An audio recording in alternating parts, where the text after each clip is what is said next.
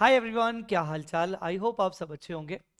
अगर आपका मई 25 या फिर सितंबर 25 अटेम्प्ट है, आइदर आपने क्लासेस एडवांस अकाउंट्स की नहीं ली हैं या फिर आपने क्लासेस कहीं और से ली हुई हैं but you are not at all comfortable and अभी आपके माइंड में चल रहा है कि क्या मुझे फैकल्टी चेंज करना है, क्या मैं क्लासेस वगैरह ले सकता हूं, मैं फिर से क्लास लूं, तो ये वीडियो आपके लिए है। अदरवाइज आप अगर पूरी तरीके से एडवांस अकाउंट्स में अपनी क्लासेस में कंफर्टेबल है तो ये वीडियो स्किप कर सकते हैं, लाइक करके आप स्किप कर लीजिए।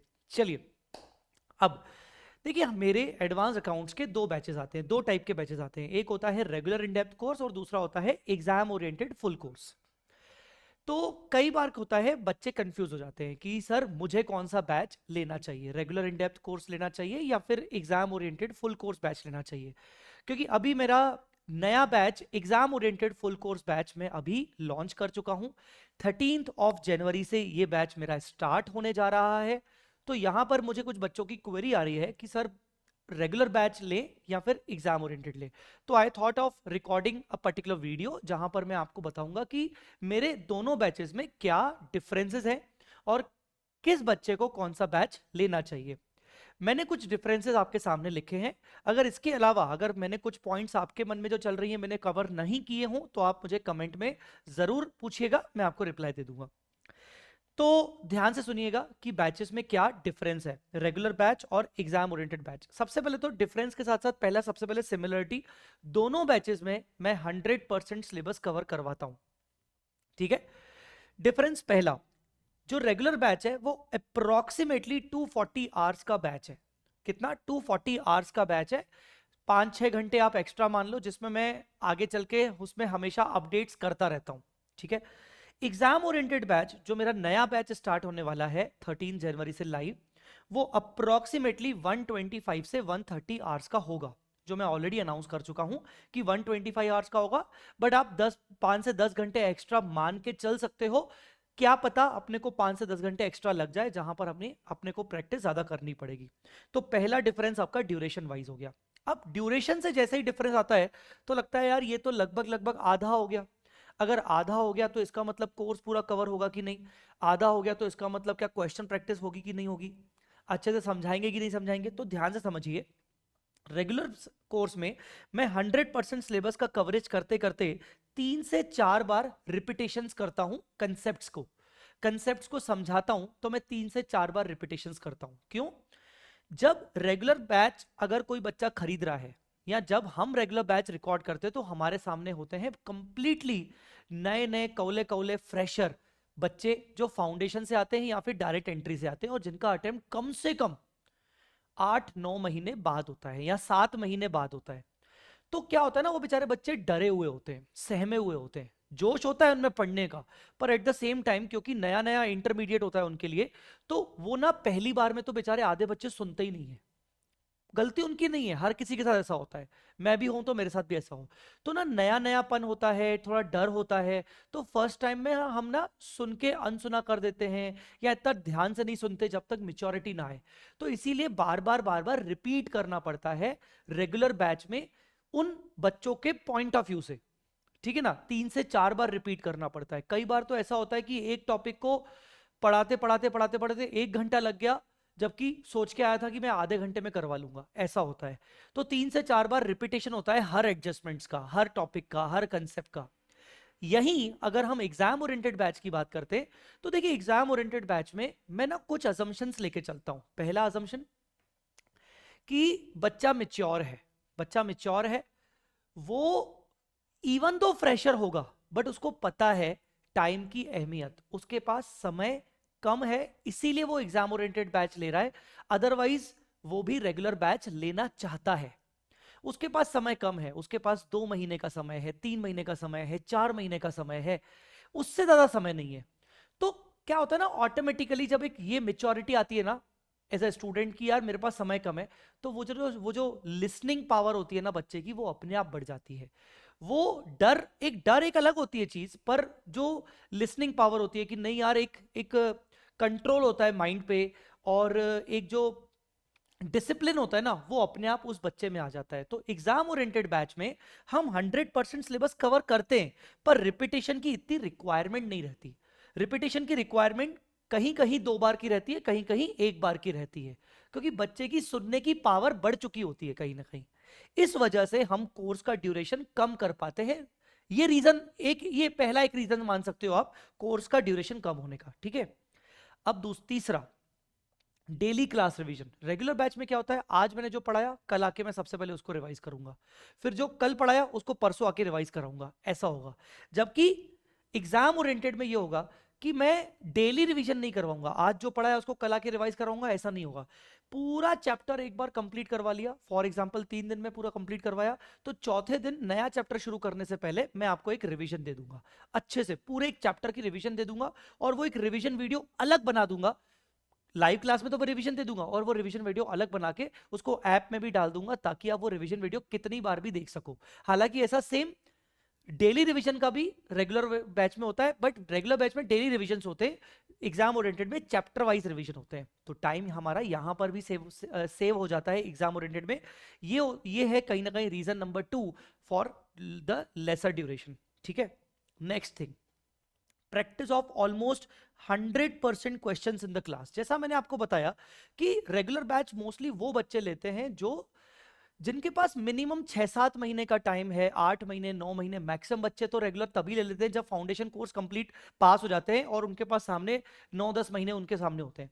तो क्या होता है ना, दे डोंट सेटिस्फाई विथ कि यार एक क्वेश्चन मैंने उनको करवाया और सेम टू सेम क्वेश्चन मैंने उनको करने को दिया, तो उनका सेटिस्फेक्शन लेवल ऐसे नहीं आता। वहां पर उनका सेटिस्फेक्शन लेवल आता है कि मैंने एक क्वेश्चन पूरा करवाया, फिर से मैंने उसी के जैसा दूसरा क्वेश्चन फिर से क्लास में करवाया, और तीसरा क्वेश्चन मैंने क्लास में उनसे करवाया। 2 क्वेश्चन मैंने सेम सेम पहले खुद कराए, फिर क्लास में तीसरा क्वेश्चन उनसे करवाया, चौथा क्वेश्चन सेम क्वेश्चन मैंने उनको होमवर्क दिया, अगले दिन मैंने आके डिस्कस किया, तब जाके वो सेटिस्फाइड होते हैं। मैंने कहा ना, क्यों? बिकॉज उनके मन में एक डर रहता है, पता नहीं मुझसे बनेगा कि नहीं, टाइम तो मेरे पास ज्यादा है ना, मैं डिटेल में जाऊं, मैं घुसूं, डिटेल में घुसूं, ये होता है। वहीं जब एग्जाम ओरिएंटेड बैच की बात होती है, तो यहां पर मैं उन सारे क्वेश्चंस को लूंगा जहां जहां नए नए यूनिक एडजस्टमेंट्स आ रहे हैं। जो जो यूनिक क्वेश्चंस हैं, जो जो यूनिक एडजस्टमेंट्स हैं, वो सारे क्लास में करवाए जाएंगे, कुछ भी नहीं छुड़वाया जाएगा। हाँ, पर अगर मान लीजिए मैंने एक पर्टिकुलर क्वेश्चन करवाया with a very good adjustment and all, उसी के जैसा या उससे थोड़ा सा लो लेवल का कोई क्वेश्चन है जो बिल्कुल उसी के जैसा या उससे कम एडजस्टमेंट वाला है, वहां मैं बच्चों को होमवर्क देता हूं और कहता हूं कि एग्जाम ओरिएंटेड में अब ये क्वेश्चन आप करिएगा। और एक और बात, रेगुलर क्लास में मैं क्वेश्चंस सॉल्व करने के लिए टाइम देता हूं बच्चों को, जबकि एग्जाम ओरिएंटेड में वो टाइम मैं नहीं देता हूं। मैं बोलता हूं भाई सॉल्व करना है ना, मेरे साथ सॉल्व करो, मैं आपको अपने साथ सॉल्व करवाऊंगा, दैट्स इट। अब जो क्वेश्चन सिमिलर लग रहा है वो आप घर जाके सॉल्व करो, हम लाइव क्लास में मैं आपको 10-10 15-15 मिनट नहीं दे सकता सॉल्व करने के लिए, अंडरस्टूड। तो ये एक सबसे बड़ा रीजन बन जाता है कि हमारा एग्जाम ओरिएंटेड बैच का जो ड्यूरेशन है वो कंपेयर टू रेगुलर बैच से कम क्यों है, ठीक है। आई बात समझ में कि नहीं? तो सिमिलर क्वेश्चंस मैं आपको होमवर्क में दे दिया करूंगा। आप इसमें ये मान सकते हो ऑलमोस्ट, अगर अपन इसको देखें तो अगर मान लीजिए मैं यहाँ पर 100% क्वेश्चंस करवा रहा हूं, तो उसका मैं 70% क्वेश्चंस में एग्जाम ओरिएंटेड क्लास में करवाता हूं। 70% ऑफ द रेगुलर बैच मैं क्वेश्चंस करवाता हूं एग्जाम ओरिएंटेड में, ठीक है। आई बात समझ में? अब सबसे बड़ी बात आती है कि रेगुलर बैच कौन से बच्चों के लिए सही है। रेगुलर बैच उन फ्रेशर्स के लिए सही है जिनके पास कम से कम बुरी से बुरी हालत में 5 महीने तो हैं, और उनके पास बाकी सब्जेक्ट्स हैं पर बाकी सारे सब्जेक्ट्स का प्रेशर नहीं है। एटलीस्ट उनके 2-3 सब्जेक्ट्स हो चुके हैं, 2 सब्जेक्ट तो मिनिमम हो चुके हैं उनके। तो मिनिमम अगर आपके पास 5 महीने भी हैं, और आपके पास अगर 2 सब्जेक्ट आप कंप्लीट कर चुके हो, 2-2.5 सब्जेक्ट कंप्लीट कर चुके हो, तो आप रेगुलर कोर्स को ले सकते हो, ठीक है ना। सिंगल ग्रुप दे रहे हो तो फिर कोई दिक्कत नहीं, 5 महीने भी है तो भी इनफ है, सिंगल ग्रुप दे रहे हो ऐसा। दोनों ग्रुप दे रहे हो तो कम से कम 2 सब्जेक्ट कंप्लीट कर चुके हो और आप एडवांस अकाउंट्स उठा रहे हो, 5 महीने हैं और कुछ बाकी सब्जेक्ट्स बचे हैं, तो भी चलेगा। एग्जाम ओरिएंटेड बैच जो है, सबसे पहले तो वो रिपीटर्स के लिए सूटेबल है। रिपीटर्स मतलब जो पहले कभी भी एक आध बार भी अटेम्प्ट उनका लग चुका है, अटेम्प्ट वो दे चुके हैं, एग्जाम ऑलरेडी दे चुके हैं, पर एग्जाम देने के बाद उनको फील आ गया कि यार मेरा कॉन्फिडेंस नहीं है, मेरे कंसेप्ट ही स्ट्रांग नहीं है, इसलिए मेरे मार्क्स नहीं आ रहे, या मेरी क्वेश्चन राइटिंग प्रैक्टिस नहीं हो रही, मुझसे क्वेश्चंस बन नहीं रहे, तो रिपीटर्स में उसमें सब आ गए, ठीक है। दूसरे वो वाले फ्रेशर्स जिनके पास लिमिटेड टाइम है वो फ्रेशर्स, पर उनके पास 2 महीने 3 महीने 4 महीने मैक्स टू मैक्स 4 महीने हैं। अब वो freshers compare to these freshers mature ज्यादा होते हैं, क्योंकि उनको पता है टाइम की अहमियत। वो ऑलरेडी अपना टाइम या तो वेस्ट कर चुके हैं, या तो कहीं ना कहीं किसी ना किसी सिचुएशन के कारण उनका टाइम वेस्ट हो चुका है, और वो जानते हैं कि अब हम हमारे पास लिमिटेड टाइम है और लिमिटेड टाइम में हम कर लेंगे। उनको कॉन्फिडेंस है, और कॉन्फिडेंस दिलवाने के लिए मैं भी बहुत काम आऊंगा।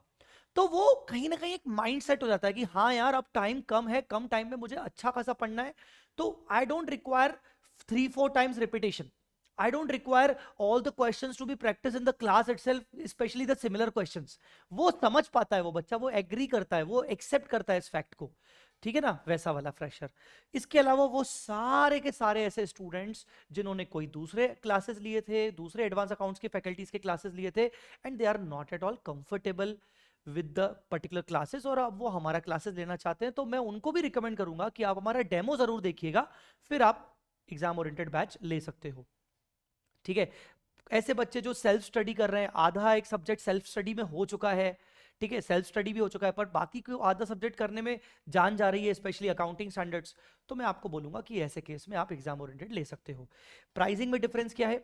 रेगुलर कोर्स का प्राइसिंग ये है अप्रॉक्स 10,000, और एग्जाम ओरिएंटेड कोर्स का प्राइसिंग अभी फिलहाल प्री बुकिंग ऑफर में 5,000 चल रहा है। प्री बुकिंग ऑफर 13 जनवरी तक है, उसके बाद ये ऑफर बंद हो जाएगा, तो ये अप्रॉक्सीमेटली 1,000 से इसका प्राइस बढ़ जाएगा।